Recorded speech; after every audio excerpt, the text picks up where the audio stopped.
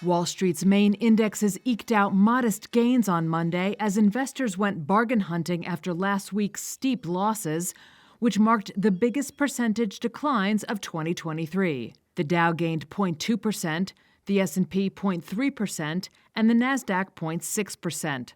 All three had jumped more than 1% shortly after the opening bell, but closed well off their session highs as jitters persisted about coming interest rate hikes from the Federal Reserve to tame stubbornly high inflation. Shana Orzik-Sissel, founder, president, and CEO of Bonrian Capital Management, says the Fed will ramp up the pace of its interest rate rises in March with a half-point hike.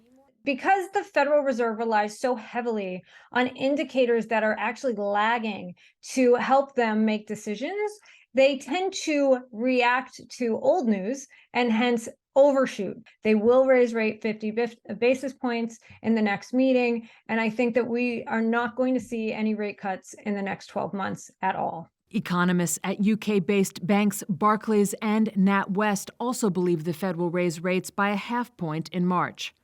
Among notable movers on Monday, Tesla shares rose nearly 5.5% after the electric automaker said its plant near Berlin was producing 4,000 cars a week, 3 weeks ahead of schedule, according to a recent production plan reviewed by Reuters. Shares of biotech firm Seagen surged after the Wall Street Journal reported that Pfizer was in early talks to acquire the company.